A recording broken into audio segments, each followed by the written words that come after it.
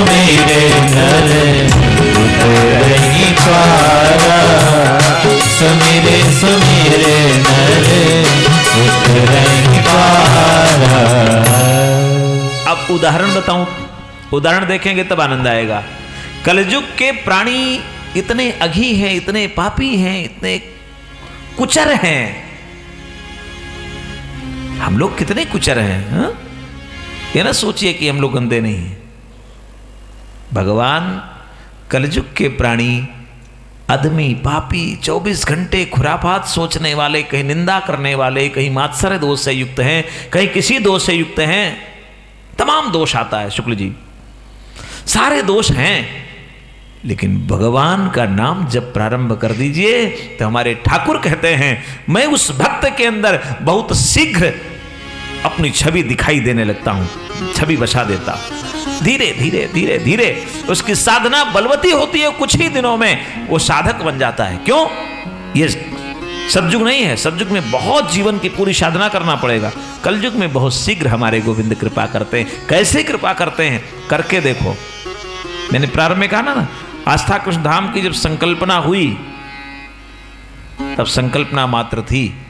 आज वो सामने आपके है और यहां कई कथाएं आप सुन चुके हैं। क्यों हुई? क्योंकि जब एक पग भगवान की ओर बढ़ाता है कलयुग का प्राणी तो भगवान पग नहीं देखते हैं, भगवान दौड़कर हाथ पकड़कर खींच लेते हैं, कुबजा जैसा सीधा कर देते हैं। गोविंद कलयुग में बड़ी जल्दी कृपा करते हैं प्रभु। और कलयुग का प्राणी भी आह करके भगवान को पुकार भी लेता है, आह करके पुकारता है, भगवान आ जाओ।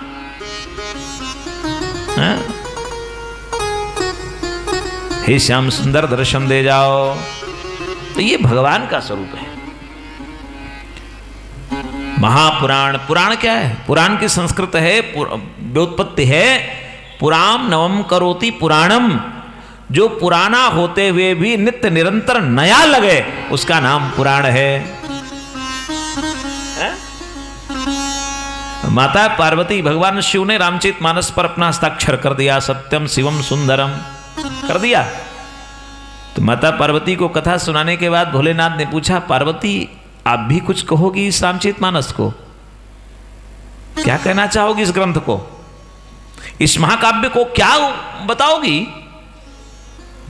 तो पार्वती जी ने कहा, मैं भी आशीष दे रही हूं, मैं हस्ताक्षर तो नहीं कर सकती, श्रोता भी आशीष देता है। क्या आशीष दे रही हो? आशीष हमारा ये है, राम कथा जे सुनत अघाही, राम कथा जे सुनत अघाही, राम कथा जे सुनत अघाही, राम कथा जे सुनत अघाही, राम कथा जे सुनत अघाही, रस विशेष जाना तीन नाई, रस विशेष लागे नाही, राम कथा ये सुनत अघाही, राम कथा ये सुनत अघाही। राम कथा भी रस है और भागवत क्या है? या भी रस है, निगम कल्पतरोर गलितम फलम, सुखमुखा द्रवमृत संयुतम, पिबत भागवतम रसमालयम मुहुर्हो, रसिका भुव भावुका, रसिका भुवि भावका। भागवत रसिक बना देती है, रस से सराबोर कर देती है। भगवान शिव बाहर से सराबोर, अंदर से भी भगवान की कथा कहकर सराबोर रहते हैं, निरंतर रस में ही रहते हैं। और रस क्या है? वेदांत कहता है रसौ वैशः, भगवान का स्वरूप क्या है? रसमयी है। रस्यते इति रसः, रस की परिभाषा काव्य शास्त्र कहता है रस्यते इति रसा, जो धीरे धीरे रस रहा हो। कहते नहीं यहां से पानी रिस रहा है, कहते धीरे धीरे, थोड़ा थोड़ा, उसे रस कहते हैं। और भगवान का स्वरूप रसमय है, इसलिए पिबत भागवतम रसमालयम। और ऐसा नहीं मुहुरहो, बारंबार। कौन पिए? रसिका भूभि भावुका, भावुक जन पीते हैं, भावुक जन इस रस को पीते हैं। राम नाम रसिया, गोविंद नाम रसिया, मीठा रस है भगवान। अब चलें भागवत की ओर। पहला श्लोक आया महात्म्य का, पद्म पुराणोक्त महात्म्य। स्कंद पुराण का तो हमने दर्शन किया। पद्म पुराण के महात्म्य व्यास जी कहते हैं सच्चिदानंद रूपाय विश्वोत्पत्त्यादि हेतवे तापत्रय विनाशाय श्री कृष्णाय वयम नुमः। मेरे साथ एक बार बोलिए, श्री कृष्णाय वयम नुमः। सब लोग बोलो, अच्छा लगेगा। भागवत के कई श्लोक हम आपसे बुलवाएंगे, इतना तो बोलो। वयम माने हम सब, नुमः प्रणाम करते हैं, नमस्कार करते हैं। तो जब हम सब कहते हैं तो अकेले मैं क्यों करूं आपके लिए? आप भी करिए ना। ये तो दरबार खुला है साहब, यहां दम दम पे होते हैं सजदे, सर उठाने की फुर्सत नहीं है, हैं? ये प्रेम की गली है भागवत, सामान्य नहीं है। इसलिए सब लोग बोलेंगे श्री कृष्णाय वयम नुमः।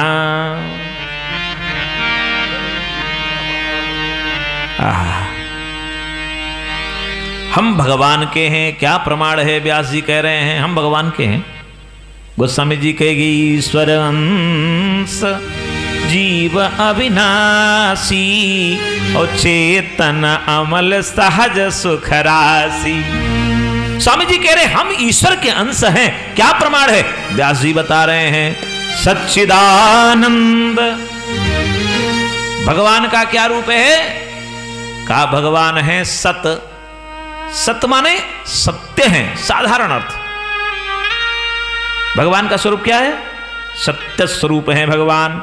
मेरे भाई बहन, सत्य सुना ही नहीं जाता है, सत्य बोला ही नहीं जाता है, सत्य रहा जाता है, सत्य जिया जाता है, सत्य खाया जाता है, सत्य पहना जाता है, सत्य हम सोते हैं, सत्य हम जागते हैं। सत्य हर जगह लगा है आपके। थोड़ा सा सोने वाले व्यक्ति को कहो क्या नींद में हो, तत्काल उठ के बैठेगा, नहीं नहीं थोड़ी सी झपकी आई। अब झूठ बोला कि नहीं? सत्य तो यह सो रहा था। सत्य जैसे हम, हमारे पास जो भी प्रभु दिए वस्त्र विन्यास हम पहने, हम बन कर न चलें। जैसे हैं, सुंदर हैं तो ठीक है, बंदर हैं तो ठीक है। प्रभु के तो हैं, भगवान के तो बंदर भी अच्छे हैं। सत्य रहिए, सत्य रहिए संसार में। आप किराए के मकान में रह रहे हो और प्रपंच दुनिया में कर रहे हो, मेरा बहुत बड़ी हवेली हमारी खड़ी है, अरे क्यों बता रहे हो? सत्य बोलिए ना, मेरे पास नहीं है। लड़के की शादी आई तो बता दिया कई फ्लैट हमारे। अरे बताइए ना कि जो है बताइए, होना होगा, होगा नहीं होगा तो प्रभु जी करने वाले हैं, हमारे आपके बस का कुछ है नहीं। ये तो बाद में जानेगा व्यक्ति, पहले तो झूठ बोल लेता है। सत्य रहिए, सत्य रहिए, सत्यम, क्योंकि भगवान का सत्य रूप है, भगवान सत स्वरूप है। फिर भगवान चेतन स्वरूप हैं? भगवान का स्वरूप देखिए। फिर भगवान आनंद रूप हैं। अब हम भगवान के हैं और भगवान के 3 गुण हैं। ये भगवान के कौन से गुण आए? 3 रूप आए भगवान के हमारे। सतरूप हैं, चित रूप हैं और आनंद रूप हैं। अब बताओ दुनिया का कौन ऐसा झूठा व्यक्ति है जो ये नहीं चाहता है कि हमसे कोई झूठ, हमसे कोई सत्य न बोले? बोलो कोई चाहता है? प्रमाण देखिए, प्रैक्टिकल देखिए। 24 घंटे झूठ बोलने वाला व्यक्ति भी चाहता है कि जो हमसे बोला जाए वो सत्य बोला जाए। इसका मतलब हमारी आत्मा, हमारा मैग्नेट, हमारा चुंबक, हमारी जो आत्मा है वो सत्य को स्वीकार कर रही है। भले मैं झूठ बोल रहा हूं। चोर भी चाहता है मेरे घर में चोरी ना हो, चाहता है। बेईमान भी चाहता है मेरे साथ बेईमानी। ईर्ष्यालु भी चाहता है मेरे साथ कोई ईर्ष्या ना करे। ये सत्य है कि नहीं? मात्सर्य दोष वाला चाहता है मुझसे मात्सर्य कोई ना करे। इसका मतलब हम सत्य को स्वीकार नहीं कर रहे हैं, बल्कि सत्यमय हैं। भगवान का प्रथम स्वरूप अपने पास आ गया है। इसका मतलब सही है, गोस्वामी जी कह रहे हैं ईश्वर अंश जीव अविनाशी। कौन व्यक्ति चाहता है मैं मरियल पड़ा रहूं सड़क किनारे? कोई चाहेगा? मरियल हिलू डुलू ना, चेतना ही ना रहे, अचेतन पड़ा रहूं 24 घंटे? नहीं, हर व्यक्ति चाहता है मैं चेतना में रहूं, चाहता है। भगवान का जो चित्त तत्व है, चेतन तत्व है, वो हम सब चाहते हैं कि हम आलस्य में नहीं, हम चेतन में रहें, चाहते हैं। तो दूसरा स्वरूप जो भगवान का आया वो है कि नहीं है? अच्छा, कौन व्यक्ति है जो दुनिया में दुख चाहता है? कुंती माता ने तो कहा था विपदा संतना सस्वत। भगवान ने तत्काल कहा बुआ जी हाँ, आप विपत्ति इसलिए मांग रही हैं क्योंकि आप विपत्ति आज तक रही है आपके साथ, तो शायद विपत्ति का संस्कार आपका बन गया होगा। कहा नहीं गोविंद, मैं तो विपत्ति इसलिए मांग रही हूं कि जब विपत्ति थी तब आप हमारे साथ थे, आज संपत्ति है, छोड़कर द्वारिका जा रहे हो, इससे अच्छी तो विपत्ति है। हाँ, दीनता अच्छी है। भगवान दीनता पर रिझते हैं। भगवान अगर दैन्य पर रिझते हैं तो दीनता अच्छी है। विपत्ति चाहता कोई जीव नहीं है, हर जीव चाहता आनंद में रहे। अच्छा, विपत्ति भी चाह ले तो भी विपत्ति में भी आनंद लेना चाहता है व्यक्ति, तो आनंद तो नहीं छोड़ना चाहता। इसलिए भगवान का जो स्वरूप है तीनों, वो हम चाहते हैं। इसलिए हम भगवान के हैं, ये प्रमाण व्यास जी दे गए सच्चिदानंद रूपाय। अब काम क्या है? काम क्या है? सच्चिदानंद का काम क्या है? सच्चिदानंद का कार्य है विश्वोत्पत्त्यादि हेतवे, संसार की उत्पत्ति करना। संसार की उत्पत्ति दो प्रकार से है, दो कारणों से होती है, निमित्त कारण, उपादान कारण। संसार को जन्म देने के लिए भगवान ही निमित्त कारण है, भगवान ही इलेक्ट्रॉन न्यूट्रॉन प्रोटॉन हैं, और भगवान ही ब्रह्मा विष्णु महेश हैं। इसलिए भगवान उसके निमित्त कारण भी हैं और भगवान उसके उपादान कारण हैं, क्योंकि उनके जैसा कोई बना नहीं सकता। मैं चली आऊं गोकुला श्याम सांवरिया, मैं चली आऊं गोकुला श्याम सांवरिया, मैं चली आऊं गोकुला श्याम सांवरिया।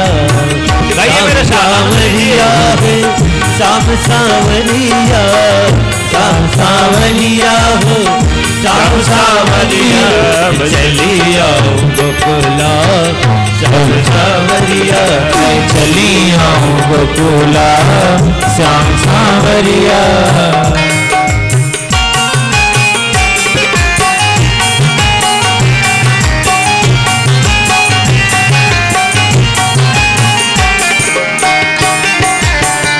जय हो।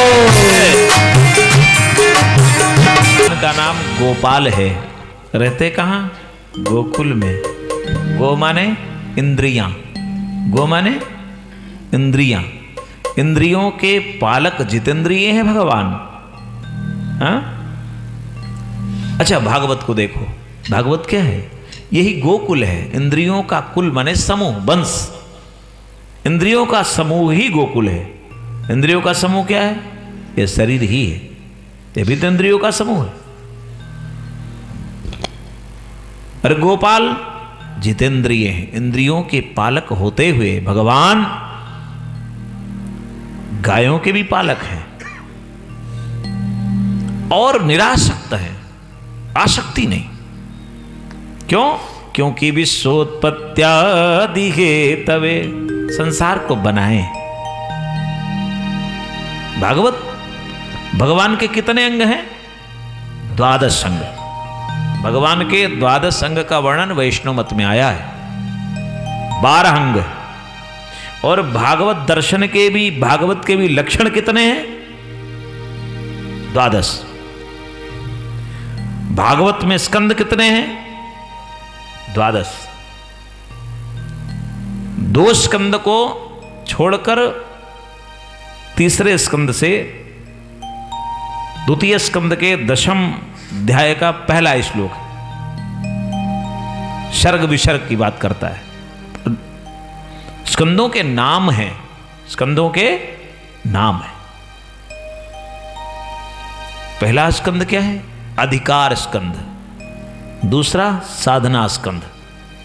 तो हम लोग प्रवेश कर रहे हैं अभी अधिकार स्कंद की ओर चल रहे हैं, अभी तो महात्म्य चल रहे हैं। अधिकार के जैसे चलेंगे सर्गों का नाम बताएंगे। भगवान के 12 अंग हैं। भागवत का पहला स्कंद भगवान का दक्षिण पद कमल है, दाहिना पद कमल है। दाहिना पद कमल, पदतल क्या है? भगवान का प्रथम स्कंद है भागवत का, यानी भगवान के चरणों की शरण में जाना है पहले स्कंद में। दूसरा भगवान का वाम पदतल है। तीसरा स्कंद भगवान की दाई जंघा है।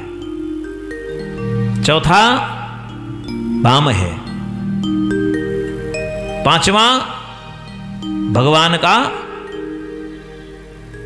भुज है, दाहिनी भुजा। छठा भगवान की वाम भुजा। सातवां स्कंद भगवान का दक्षिण करतल है। क्या है? दक्षिण करतल। आठवां भगवान का दक्षिण वक्षस्थल है। नवां वाम वक्षस्थल है। दसम स्कंद भगवान का हृदय है। 11वां स्कंद हमारे गोविंद का मस्तक है। और 12वां स्कंद क्या है? 12वां स्कंद भगवान गोवर्धन धारी का बायां हाथ है। क्यों? गोवर्धन धारण करके भगवान ने 12वें स्कंद से ये बताया कि जब भी विपत्ति आए हमारी शरण में आ जाओ। हमारी गोवर्धन धारण किया, हमारे गिरिराज धरण को सब जानते हैं ना, किससे किया? बाएं से। आ जाओ, शरणागत हो जाओ। क्यों हो जाओ? क्योंकि विश्वोत्पत्त्यादि हेतवे, संसार को पैदा करने का हेतु मैं हूं, संसार को बनाया मैंने है, तो शरणागति भी मुझे देना है। कौन है? और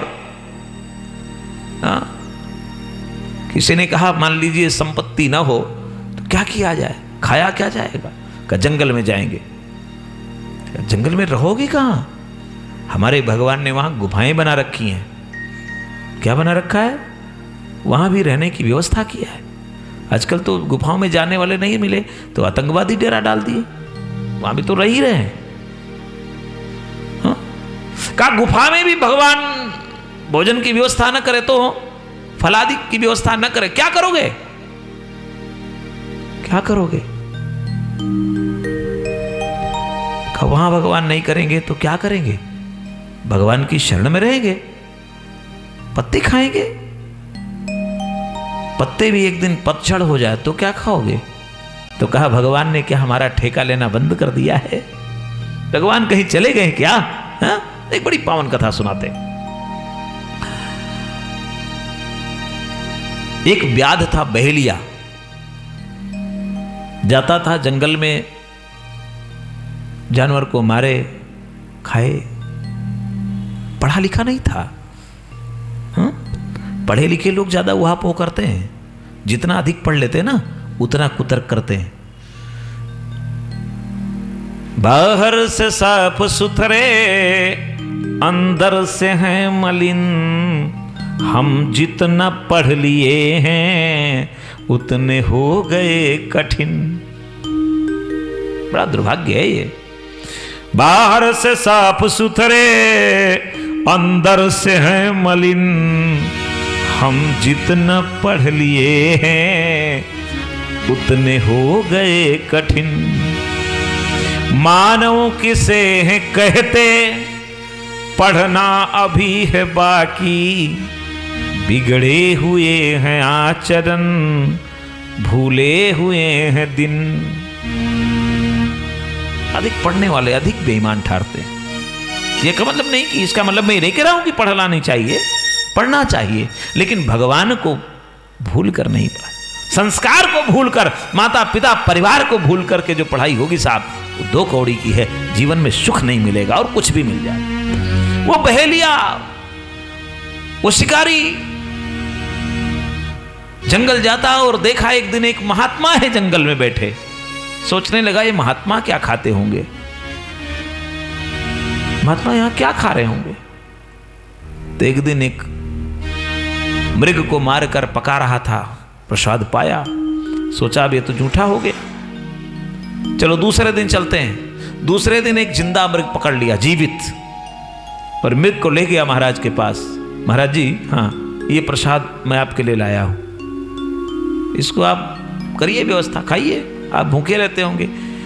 महाराज ने कहा किसने कह दिया हम भूखे रहते हैं, तो आप खाते क्या हैं? हम इसे नहीं खाते। तो क्या खाते हैं?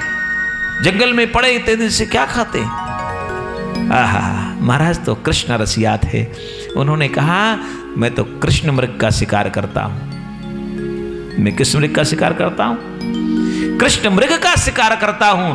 मेरा कृष्ण मृग बहुत सुंदर है, उसके पग में महावर लगा है, पगतल लाल लाल हैं, पदतल सुंदर हैं, मुखारविंद सुंदर है, बहुत सुंदर मुस्कान है, तिरछी भौएं हैं महाराज, तिरछी चितवन है। ऐसे सुंदर मृग का, कृष्ण मृग का मैं शिकार करता हूं। शिकारी ने कहा अच्छा चलो तुम्हारे लिए ऐसा मृग ढूंढ लाऊंगा, और जब तक महाराज जी आपका ये मृग नहीं मिलेगा ना, तब तक मैं भी भोजन नहीं करूंगा, मैं भी कुछ नहीं खाऊंगा। शिकारी जंगल में बिता दिया, 3-4 दिन प्यासा भूखों मरने लगा। अब कुछ खाना नहीं है, जब तक महाराज जी वाला मृग नहीं मिलेगा तब तक नहीं खाना। भगवान को लगा ये भी मर जाएगा, और निरंतर हम मुझे ढूंढने में लगा है। देखिए प्रभु हमारे कलयुग में कैसी कृपा करते हैं, निरंतर मुझे ढूंढने में लगा है। महात्मा ने कह दिया है जब से कृष्ण मृग का मैं शिकार करता हूं, तब से मुझे निरंतर ढूंढ रहा है। अब तो हमसे नहीं रहा जा रहा है, अब तो हम जाएंगे। और हमारे बांके बिहारी लाल उसके जाल में आकर फंस गए। उसने देखा हाँ ये मृग अच्छा है,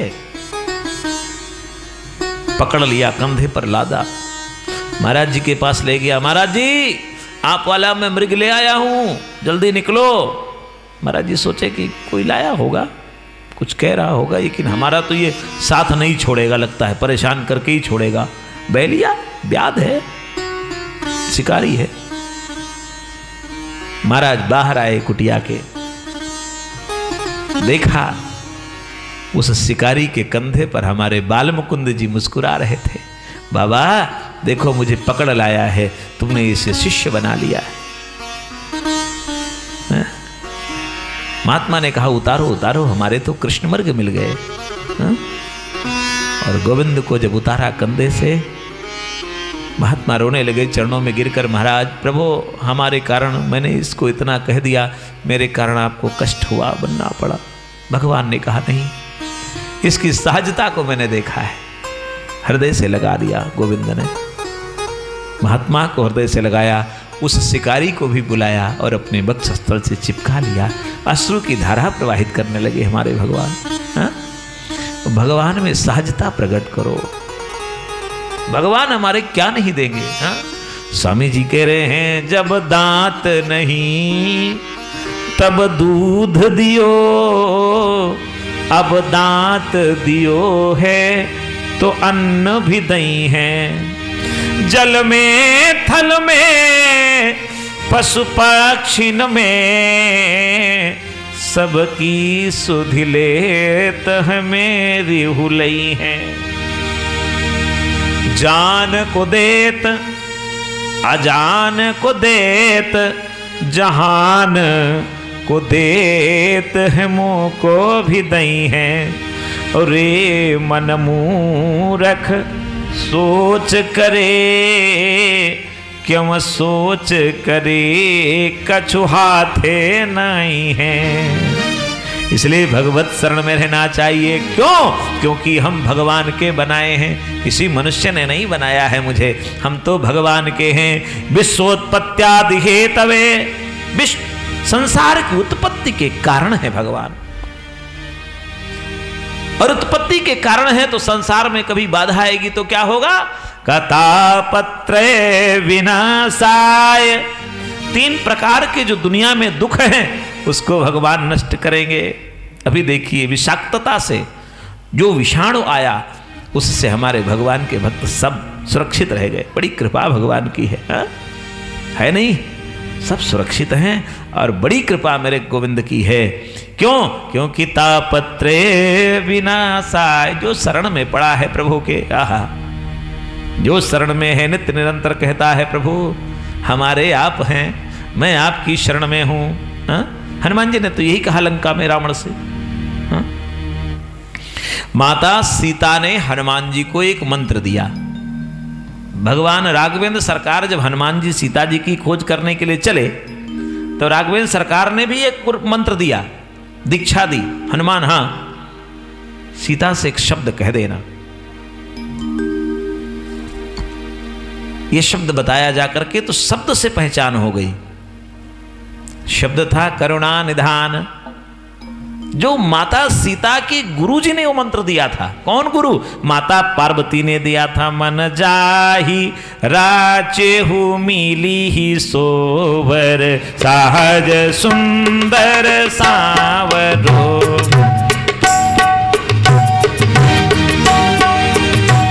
मन जाहि राचेहु मिली सोवर, सहज सुंदर सावरो।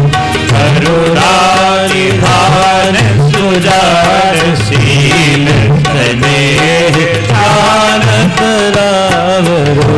यही भांति गौरी शीस सुनी सिया, सहित हिया हरषि खियली।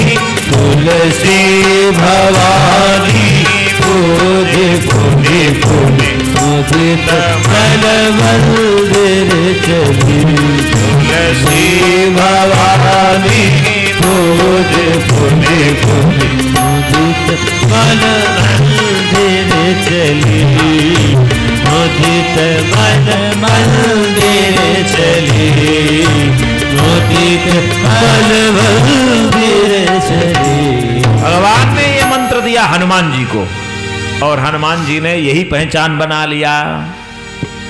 सीता जी के सामने तो यही कहा, सत्य शपथ करुणा निधान की। मैं सत्य शपथ कर रहा हूं मां, मैं करुणा निधान का दास हूं। सीता जी समझ गई ये शब्द क्या तो मेरी गुरु महाराज जानते, मैं जानती हूं, या तो भगवान ही जानते। हाँ, तो सीता जी ने सोचा जब भगवान ने हनुमान को अपना शिष्य बना लिया है, शिष्य बेटा होता है, शिष्य को जो बेटा नहीं माने वो गुरु गुरु नहीं होता है, शिष्य बेटा ही होता है।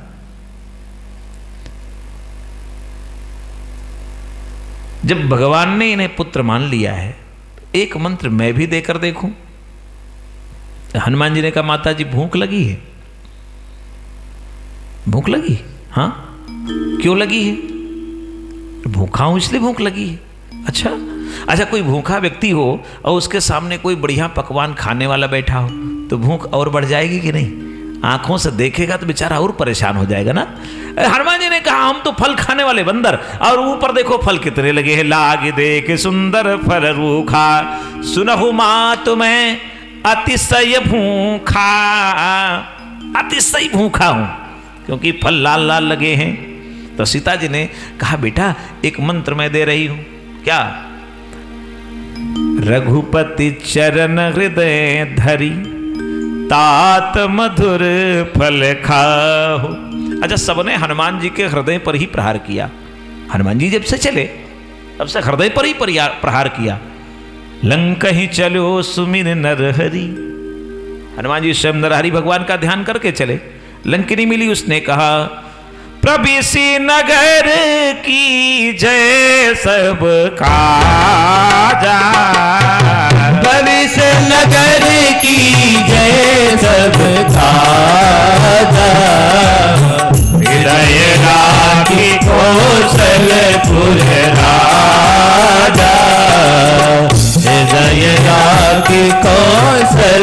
कौशलपुर राजा। हृदय में कौशलपुर नरेश को रखो। हृदय पर प्रहार किया लंकिनी ने। और लंका में जब सीता जी के सामने हनुमान जी, तो हनुमान जी से सीता जी ने कह दिया राघवेंद्र को तो हृदय में रखे हो, लेकिन एक काम करो, अगर फल खाना है दुनिया में अगर फल खाना है, दुनिया के फल को प्राप्त करना चाहते हो, तो रघुपति चरण हृदय धरी और तात मधुर फल खाओ। भगवान का चरण कमल हृदय में रखो, मीठा फल खाओ। मंत्र मिल गया। हनुमान जी ने फल खाया।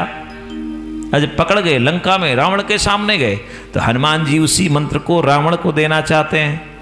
रावण मंत्र सुनो, अगर तुम लंका का निरंतर चाहते हो राज बना रहे, और मैं राजा बना रहूं, ये राज मुकुट समरा रहे, मस्तक पर बना ही रहे, तो एक काम करो, क्या रघुपति चरण हृदय धरी तात मधुर फल खाओ, सीता ने कहा।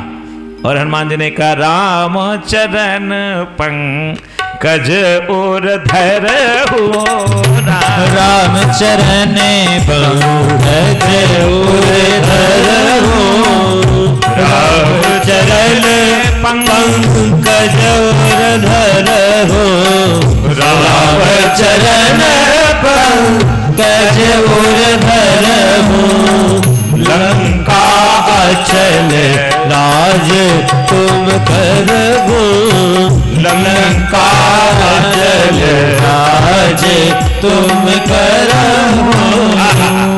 भगवान के चरण कमल को हृदय में रखो तो लंका में अचल राज होगा।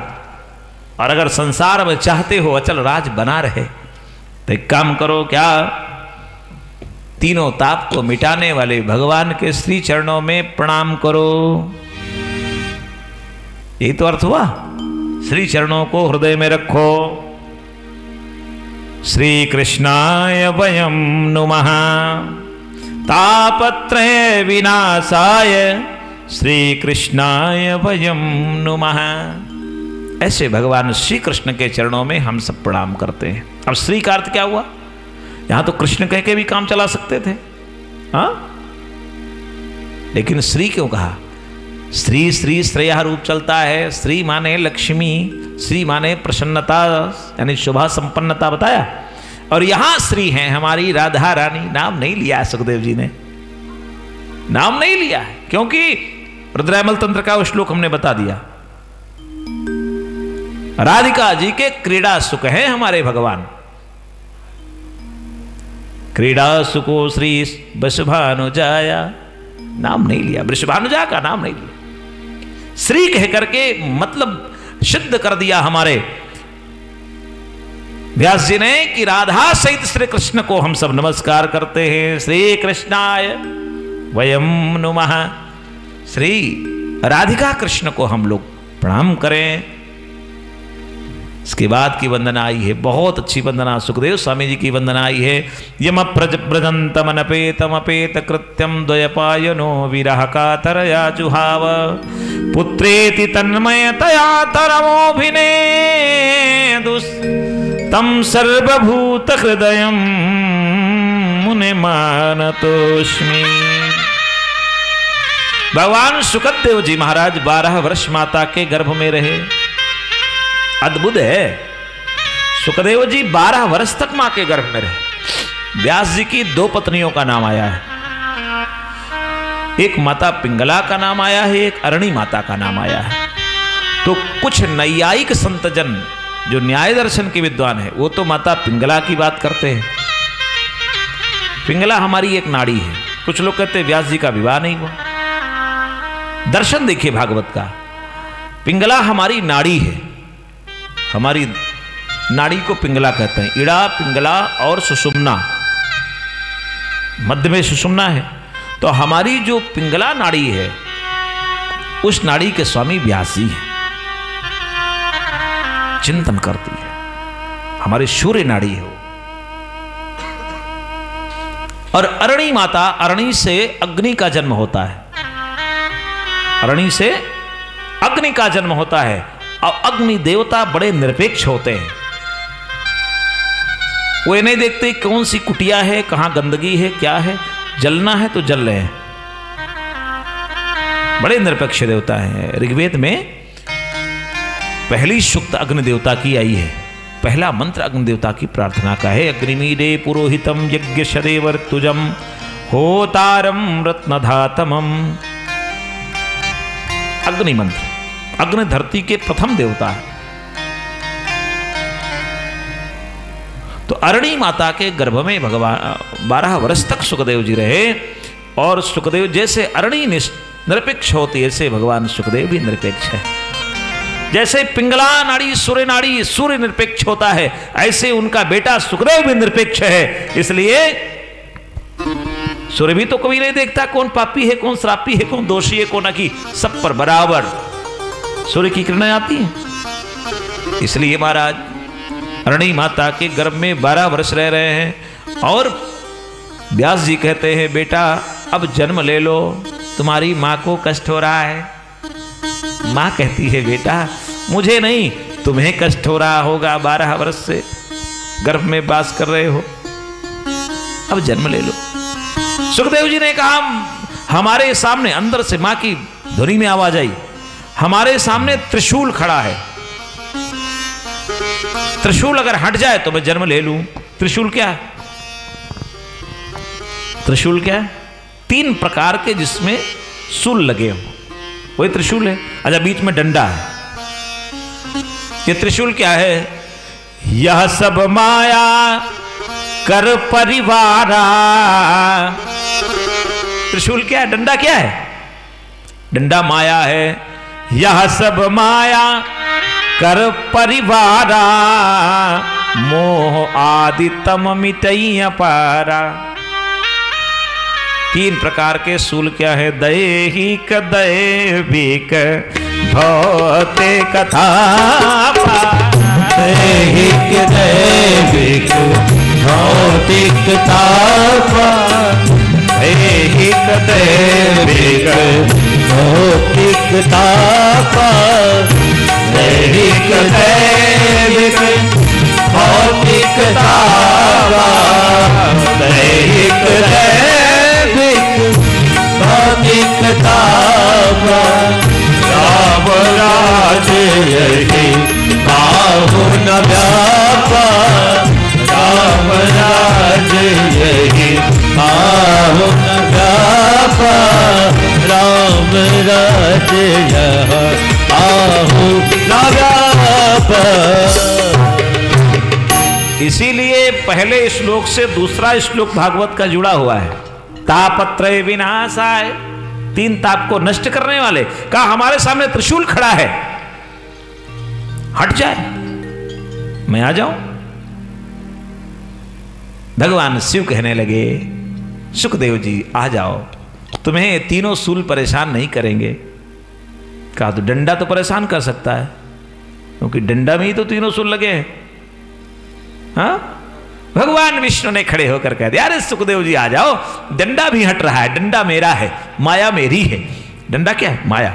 उसको भगवान शिव पकड़े रहते, माया को पकड़े रहते हैं, माया वहां व्याप्ति नहीं है। अब आ जाओ, बाहर आ जाओ, जन्म ले लो।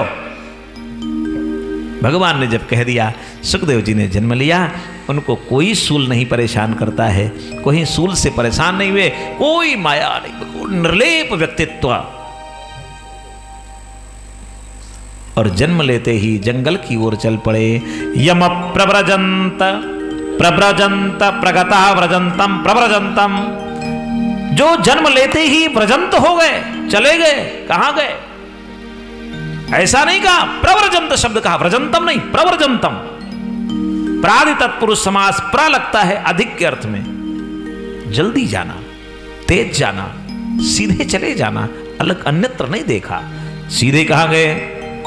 अनपेतम अपेत कृत्यम। जो अनपेत्य हैं, जिनको माया नहीं सता रही है, एक एक संक्षेप बताए और आनंद आएगा। एक बार जब सुखदेव जी जब परीक्षित जी को भागवत सुना लिए, तो वहां पर व्यास जी भी सुन रहे थे। तो व्यास जी से महात्माओं ने पूछा कि आपने भागवत क्यों नहीं सुनाया राजा परीक्षित को? आप तो इसके रचनाकार हैं, और कवि अगर अपनी कविता पढ़ेगा तो वो अच्छी बात होगी। हैं? कवि की कविता दूसरा पढ़ के चला गया, आपने क्यों नहीं सुनाया? परीक्षित को आप ही सुना देते तो और रस उसमें पकता, अच्छा लगता। व्यास जी ने कहा रस न पकता। क्यों? एक बार मेरा बेटा आगे आगे जा रहा था और पीछे पीछे मैं जा रहा था। सरोवर में कुछ स्त्रियां स्नान कर रही थी। मेरा बेटा 16 वर्षीय हो गया। 16 वर्ष का निरंतर 16 वर्ष रहते हैं, क्योंकि 4 वर्ष बढ़ा कौन? 12 वर्ष में जन्म लिया और 4 वर्ष क्या बढ़ गया? 4 वेद बढ़ गए। ये चारों वर्ष नहीं, चारों वेद है, इसलिए इनको 16 वर्षीय कहा गया। 16 वर्ष, चारों वेद की एक एक वर्ष की उम्र लिया। 16 वर्ष के हो गए सुखदेव जी। निरंतर रहते हैं 16 वर्षीय हैं। तो हमारे सुखदेव भगवान सुखदेव जी आगे आगे जा रहे थे, पीछे मैं जा रहा था। सरोवर में कुछ स्त्रियां स्नान कर रही थी। बेटा तो 16 वर्ष का निकल गया आगे, नारियां स्नान करती रही। लेकिन जब मैं गया तो नारियों ने अपना वस्त्र पहनना प्रारंभ कर दिया। हमने पूछा, एक बेटा निकल गया आगे, वो नौजवान था, मैं तो वृद्ध आदमी, तब आप बिल्कुल स्नान करती रह गई, और जब हम वृद्ध पहुंचे तो आप अपना वस्त्र पहन नहीं, क्या कारण है? स्त्रियों ने कहा, महाराज वो 16 वर्ष का भले है, लेकिन उसको यह भी पता नहीं है कि स्त्री कौन है, पुरुष कौन है। उसको तो इसका भी पता नहीं। आप वृद्ध हैं, आपको पता है स्त्री कौन है, पुरुष कौन है। इतना निराशक्त निर्लेप व्यक्तित्व भगवान शुकदेव महाराज का। भगवान कृष्ण इसीलिए मोर पंख लगाते हैं। 16,108 रानियों का वो स्वामी मोर पंख लगाता है। क्यों? मोर का जीवन वासना में नहीं होता है, मोर का जीवन प्रेम में होता है। किसमें होता है? मोर जब घन गरजते हैं तो नाचता है, नाचता है। घन गरज गरज क्या कहते हैं, यह बात मयूरों से पूछो। भक्ति में कितनी मस्ती है, यह बात फकीरों से पूछो। भक्ति में कितनी मस्ती है, यह बात फकीरों से पूछो। भक्ति में कितनी मस्ती है, यह बात फकीरों से पूछो। घन गरज गरज क्या कहते हैं, यह बात मयूरों से पूछो। भक्ति में कितनी मस्ती है, यह बात फकीरों से पूछो। और गोरस पर कान्हा क्यों नाचा, यह बात अहीरों से पूछो। गोरस पर कान्हा क्यों नाचा, यह बात अहीरों से पूछो। गोरस पर कान्हा क्यों नाचा, यह बात अहीरों से पूछो। क्यों नाचा, ये मस्ती सा। मोर में भक्ति है। भगवान राम ने भी मोर पंख लगाया है विवाह के पहले, क्योंकि भगवान कृष्ण के मोर पंख को सिद्ध करना है। राम जी ने मोर पंख लगाया विवाह के पहले, और हमारा बरहापीडम जो बरहापीड है, मोर पंखधारी है, मोर पुच्छधारी है, जीवन भर रहा। क्यों? राम ने जो विवाह के पूर्व कार्य किया, गोविंद पूरे जीवन करता रहा। यही लीला है साहब। राम जी ने भी लगाया है मोर पंख। मोर पंख सिर सोहतनी के, स्वामी जी कहते हैं पुष्पवाटिका में, मोर पंख सिर सोहतनी के, अगुच्छ बीच बीच कुसुम कली के। दोनों में। इसलिए भगवान हमारा निर्लेप है, वही सुखदेव स्वामी है। इसलिए यम प्रवजंत मनपेत्य मनपेत्य अपेत्य कृत्यम द्वयपायनो विरह कातरया जुहावा। भगवान व्यास का नाम है द्वैपायन। भगवान व्यास का जन्म 2 नदियों के मध्य में हुआ था। 2 नदियों के मध्य के स्थान को द्वीप कहते हैं। भूगोल में पढ़ा होगा, बचपन में 6, 7, 8 में पढ़ा गया ना। 2 नदियों के मध्य के स्थान को द्वीप कहते हैं। व्यास जी का जन्म सरजू और घाघरा के मध्य में हुआ। घाघरा अब तो बदल गया नाम, घुरघुराए थे घाघरा, तब तो सरजू कर दिया स्वामी जी ने। दो नदियों के मध्य के स्थान को द्वीप कहते हैं। उस द्वीप में इनका जन्म हुआ था। इनका एक नाम हरिवंश पुराण के प्रारंभ में ही पारासरिया कहकर के व्यास जी ने संबोधित किया। हे पारासरिया, हे पारासर के पुत्र, हरिवंश पुराण का श्लोक। हे पारासरिया, इसलिए इनको द्वैपायन कहा गया। शरीर से काले थे, ये भगवान के कलावतार हैं, भगवान के कलावतार हैं, तो काले रंग के थे, इसलिए इनको कृष्ण कहा गया। तो कृष्ण द्वैपायन। और व्यास जी ने इतना बड़ा काम किया। उस समय कोई लिपि नहीं थी, लिखावट की लिपि का विकास तो हो गया था लेकिन संकलन नहीं हुआ था। वेद केवल पाठशालाओं में थे, गुरुदेव लोगों की पाठशालाओं में वेद पढ़ाए जाते थे, गुरुजी बोलते थे, विद्यार्थी उसे सुनकर के स्मरण कर लेते थे। इसीलिए वेद का एक नाम श्रुति है। श्रुति माने एक बार सुनकर जो स्मरण हो जाए। सुनकर विद्यार्थी इतने तीव्र बुद्धि के होते थे, स्मरण करते थे। वेद कोई शब्द तो है नहीं, वेद कोई अक्षर नहीं है, वेद ध्वनि है। क्या है? ध्वनि है। उन ध्वनियों को स्मरण किया गया। व्यास जी ने क्या किया? अलग अलग विद्यालयों में जाकर बच्चों से सुन सुनकर उसको अक्षर में परिवर्तित किया, अक्षर में उसका प्रणयन किया, फिर उसके विभाग किए। बोलो कितना काम किया होगा, विचार करिए कितना बड़ा काम रहा होगा। ध्वनि को पकड़कर अक्षरों में लिखना कर मिलेगा। और कोई विद्यालय छोड़ा नहीं। 21 शाखाएं हैं ऋग्वेद की। कितनी शाखा? 21 शाखा। 21 शाखाओं में जाकर वेदों को सुनकर संकलित किया, इसलिए इनका नाम पड़ गया वेद। वेद माने होता विद धातु में घय प्रत्यय करने पर वेद शब्द बनता है, जिसका अर्थ होता है ज्ञान। क्या अर्थ होता है? ज्ञान। इसलिए इनका नाम वेद पड़ गया। अच्छा, व्यास भगवान विष्णु के स्वरूप हैं, इसलिए इनको व्यास कहा गया। इसलिए जो व्यास व्यासपीठ पर विराजमान हो उसको विष्णु कहा गया है। क्या कहा गया? भगवान विष्णु। और जो कथा निकलती है, जब वो व्यास विष्णु हो गया तो कथा भी क्या हो गई? विष्णुमुखी। क्या हो गई? शिवमुखी तो बन नहीं सकती साहब। क्या हो गई? विष्णुमुखी। तो विष्णुपदी गंगा है और विष्णुमुखी कथा है, इसलिए ये भी गंगा है, कथा गंगा है। अब तो आनंद है।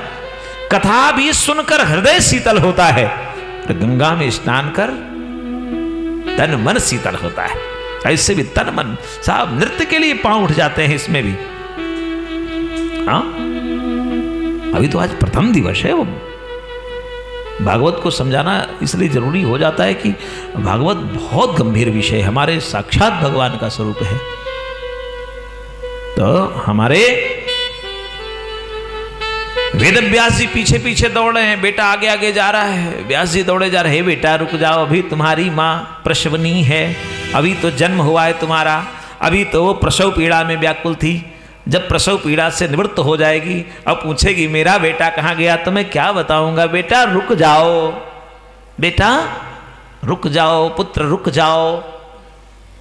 सुखदेव जी जा रहे हैं, सुनते ही नहीं, कौन कह रहा, आगे बढ़ते जा रहे।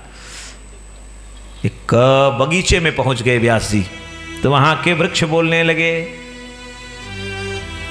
कहां जा रहे हो व्यास जी? देखो हमारा बेटा जा रहा है, तुम ही रोक लो।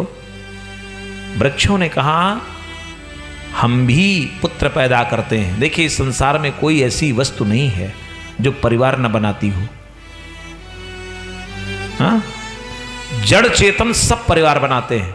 आप कहेंगे जड़ कैसे परिवार बना रहा है? ये माइक जड़ है ना, अब जड़ ही तो है, इसमें आत्मा तो है नहीं, लेकिन इसने भी परिवार बनाया है। बिजली, मशीन, अपना स्वरूप, डंडा तक को अपना परिवार बनाया। अगर एक भी परिवार नहीं है तो काम करेगा? हर जड़ चेतन परिवार बनाता है, हर जड़ चेतन परिवार बनाता ही बनाता है। हम भी परिवार बनाए। तुम्हारे बेटे कौन हैं? मेरे बेटे ये फल हैं, यही फल मेरे बेटे हैं। मैं अपने बेटों को दे देता हूं दुनिया वालों को, ले जाओ अपनी भूख बुझाओ। वृक्ष देता है नहीं? डंडा मारो तो भी फल देने की आदत और पैर मारकर भी दूध पिलाने की आदत केवल माँ में होती है। हा? डंडा मारो तो फल देगा वृक्ष, पिता है, पिता डंडा भी मारा तो भी बेचारे ने फल दे दिया। और बेटा माँ की गोद में दुग्ध पान करता रहता है, दूसरा पैर मारता रहता है। पैर की मार सहकर भी अगर कोई दुग्ध पान कराती है तो वो माँ है। मार खाकर भी दूध देती है माँ, दूध पिलाती, अमृत प्रदान करती।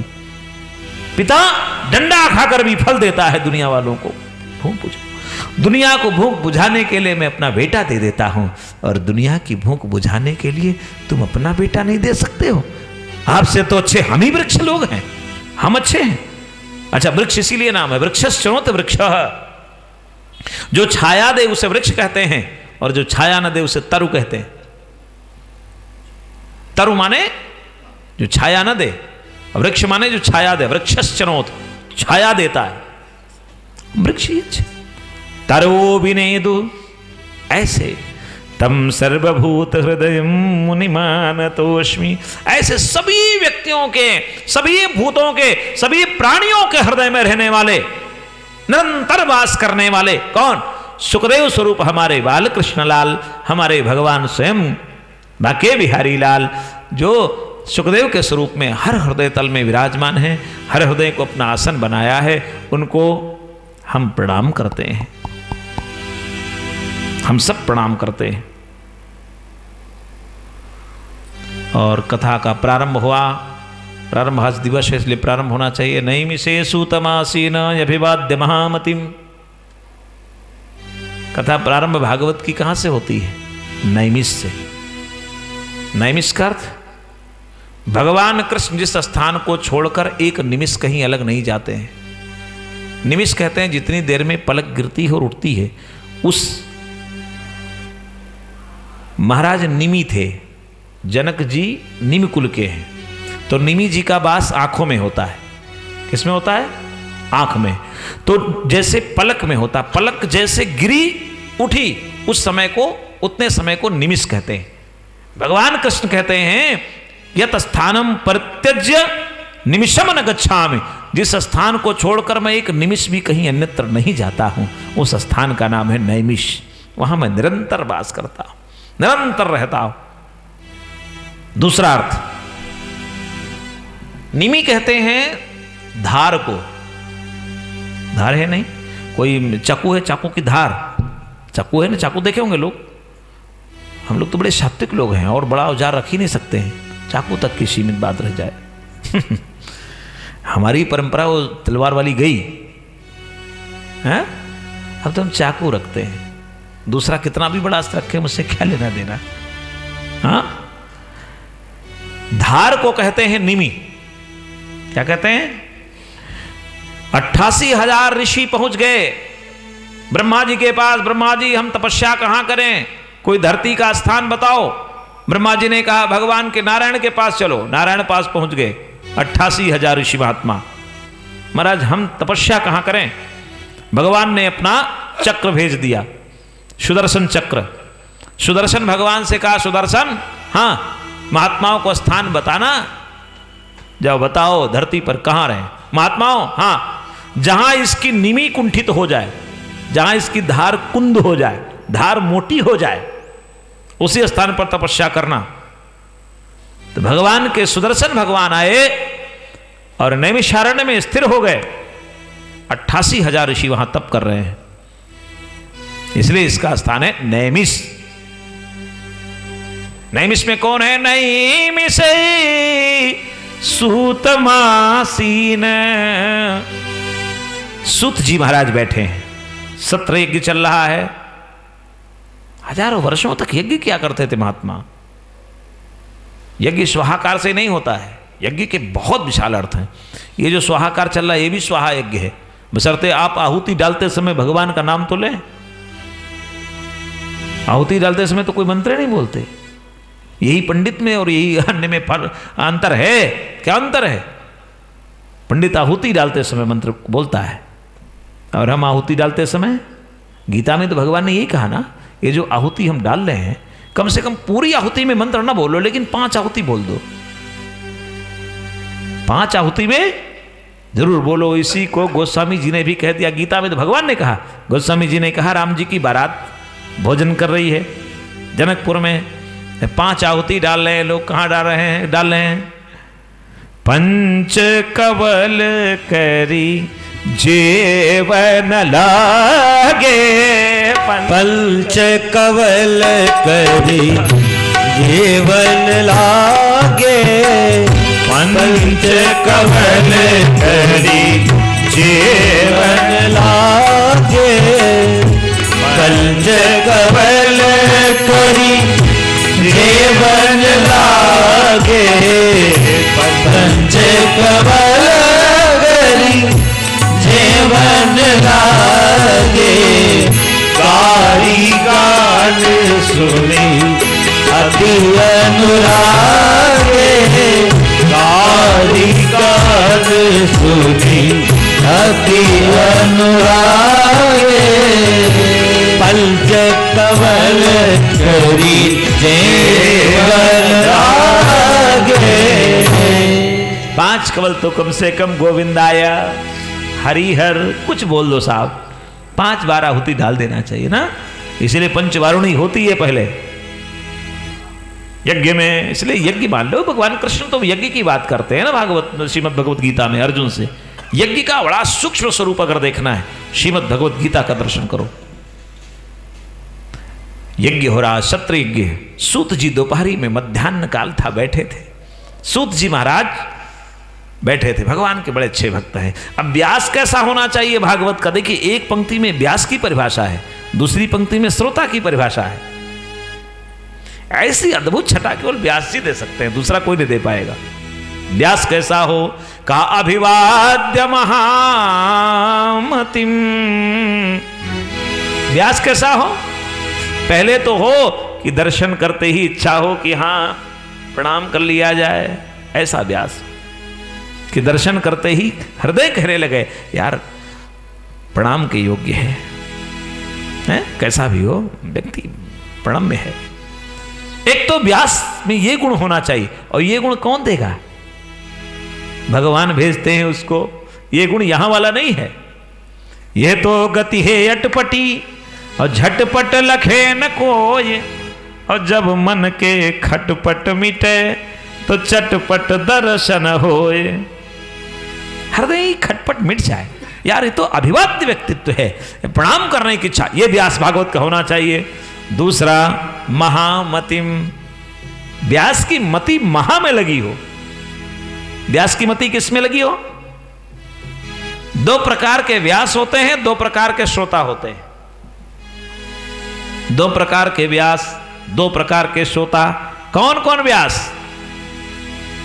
व्यास 2 प्रकार के, पहले वाले तो बहुत मुश्किल मिल रहे हैं, दूसरा वाला पहले बता दूं।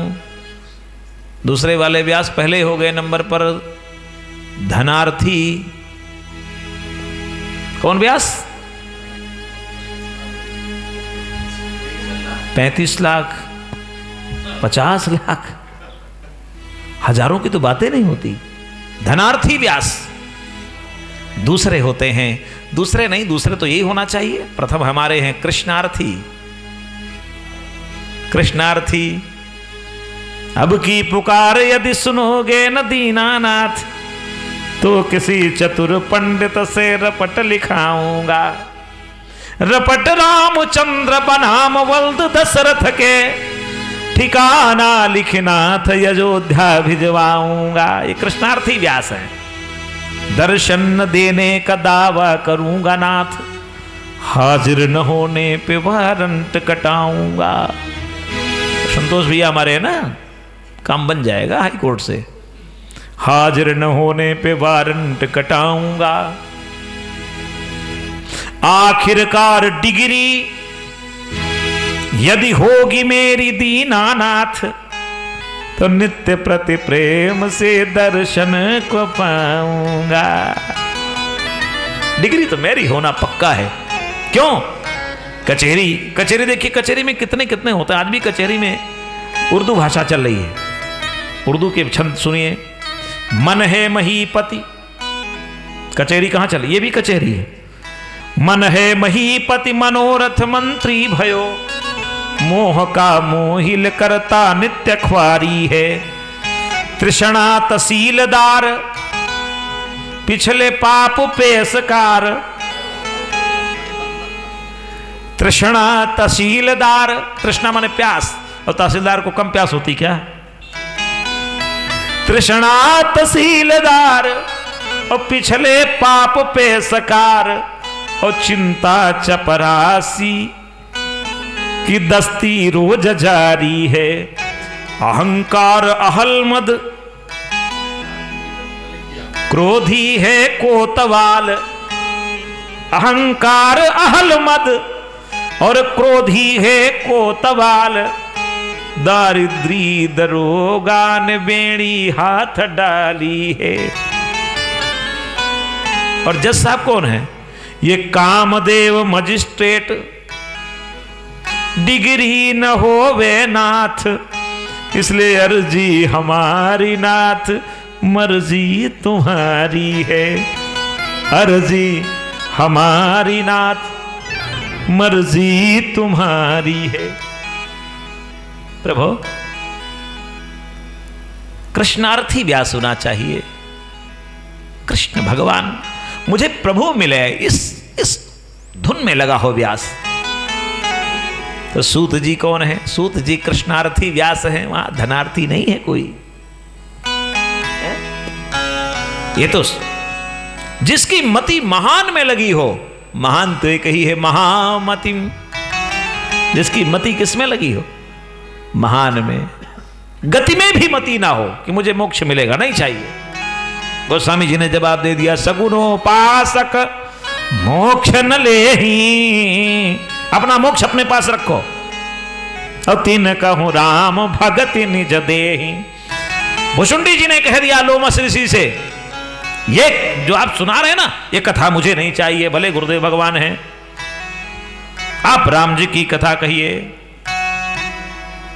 आप राम जी की कथा सुनेंगे, कह देंगे ना, उसके बाद तब सुनी हम निर्गुण उपदेशा, तब जो आप उपदेश देंगे सुन लूंगा। लेकिन पहले भगवान को पहले हमारे भगवान सगुण साकार वाली कथा सुना दो। मुझे मोक्ष नहीं चाहिए, कुछ नहीं, केवल कोई चिंता नहीं, देना होगा आप देना, नहीं देना कोई बात नहीं। ये हमारे भक्त हैं, ये हुए कृष्णार्थी, मुझे प्रभु मिले। अश्रोता भी दो प्रकार के, एक तो होते हैं कृष्णार्थी जो यहां मिल रहे हो। मुझे बहुत अच्छा लगता है, हर जगह कथा करूं, लेकिन जब लखनऊ पधारता हूं, हाँ, भगवान की इस गोविंद की इतनी कृपा है, इस बार की जून तक हर माह में 3 श्रीमद् भागवत कथाएं लगी है। मैं आपके यहां से जा रहा हूं, फिर 3 तारीख से 9 तारीख तक भागवत जी, फिर 10 तारीख से फिर राम जी की कथा। कृपा किसकी है? कृपा बारिधर राम खरारी। भगवान तो बरस रहे हैं ना, भगवान की कृपा। समय है, इस कलिकाल के घोर समय में कोई भागवत सुन ले, अरे महाराज ये समझिए, मैं फिर करबद्ध निवेदन करूं, कथा बहुत दुर्लभ है, कथा बहुत दुर्लभ है। शुक्ल जी कथा बहुत दुर्लभ है। गीत मिल जाएगा, भजन मिल जाएगा, व्यास मिल जाए, कथा नहीं मिले। क्यों? क्योंकि श्रोता कृष्णार्थी होना चाहिए। हमारे संतोष भैया हैं, देखो कमलेश सिंह, अन्य लोग, ये सब कृष्णार्थी भक्त है। क्या बात, बनाना था मकान दूसरे नाम से बना देते, नहीं। आस्था कृष्ण धाम, जहां का कण कण है अविराम, जहां पर रहते हैं भगवान, वही है आस्था कृष्णा धाम। वही है आस्था कृष्णा धाम, वही है आस्था कृष्णा धाम, वही है आस्था कृष्णा धाम, वही है आस्था कृष्णा धाम।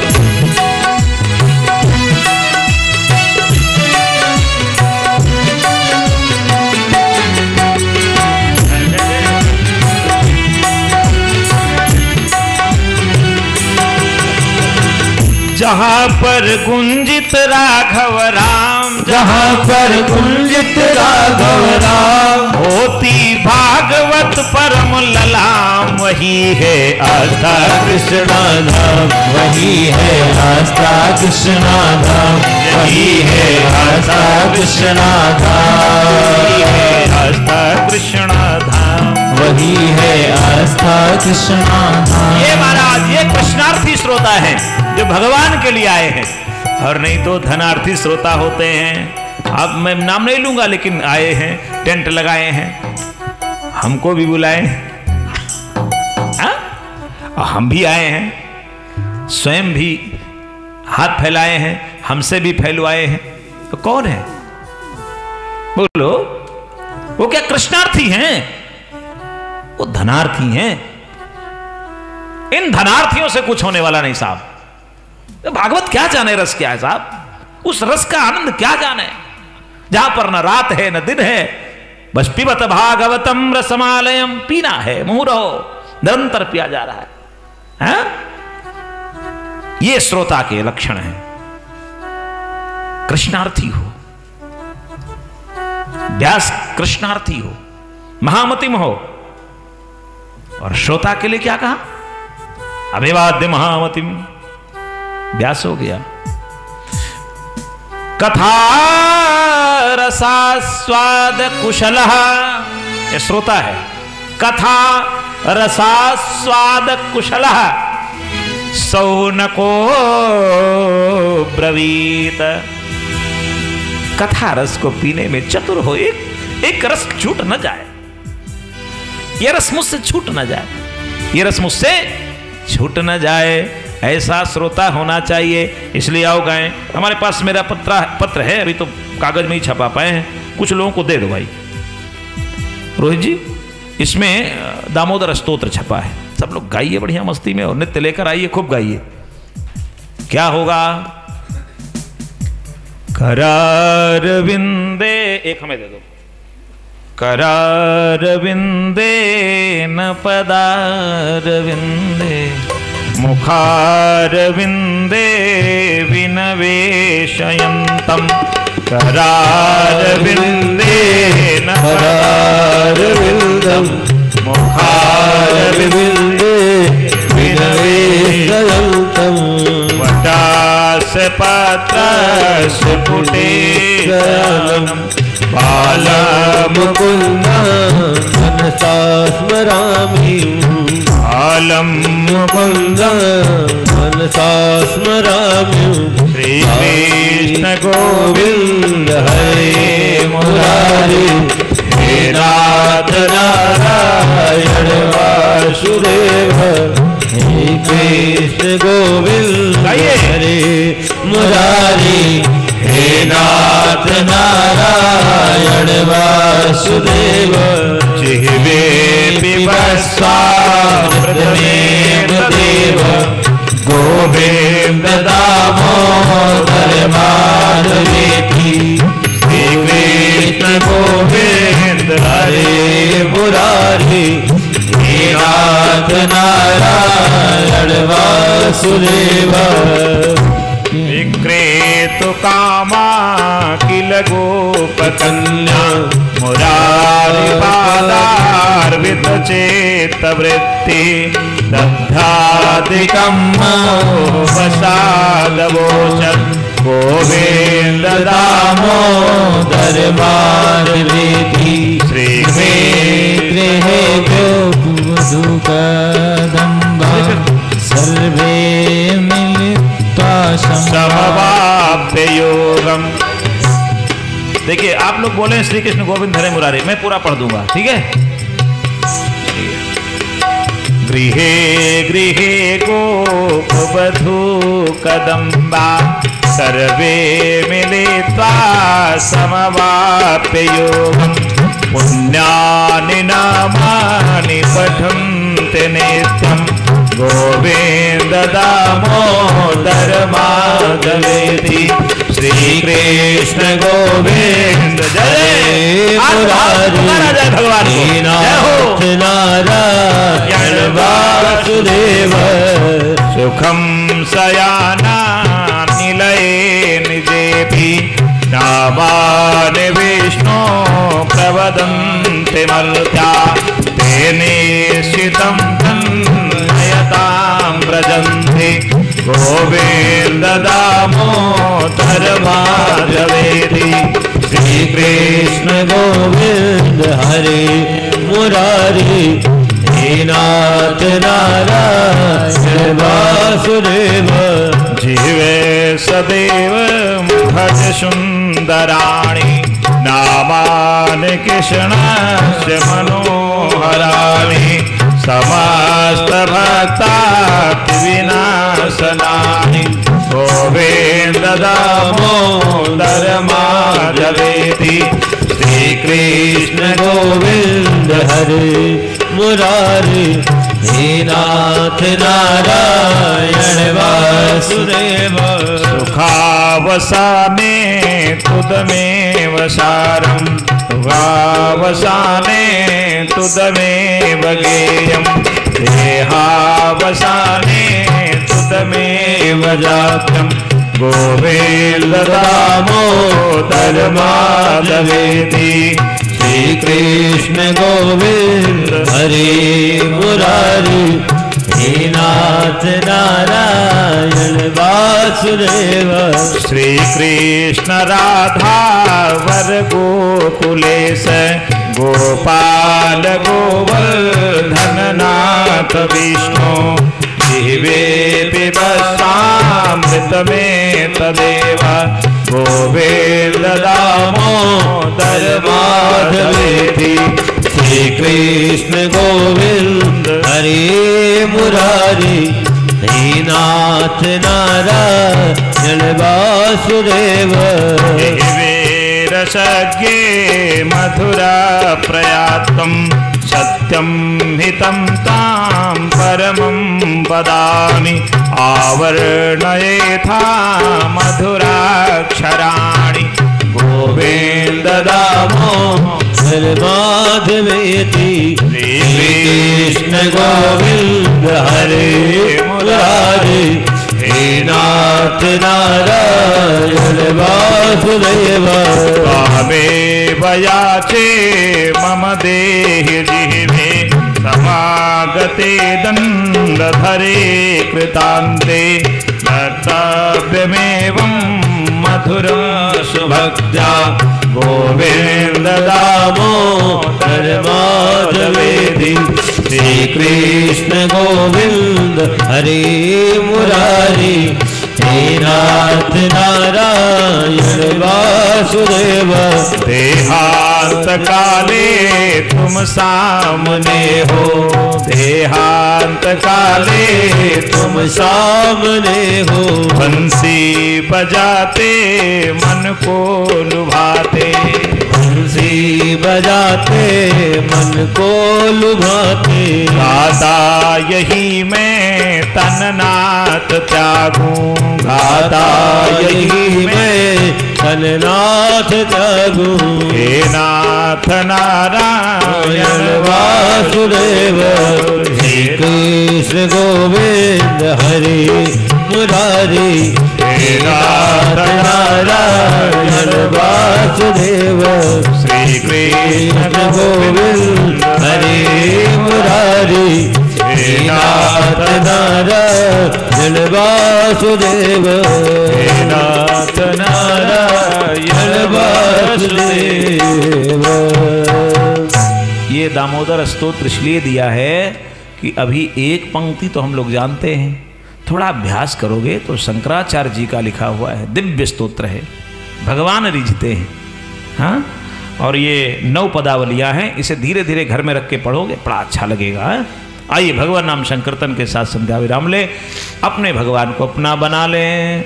राधे राधे गोविंद गोविंद राधे राधे राधे गोविंद गोविंद राधे राधे राधे गोविंद गोविंद राधे राधे राधे गोविंद गोविंद राधे राधे राधे गोविंद गोविंद राधे राधे राधे गोविंद गोविंद राधे राधे राधे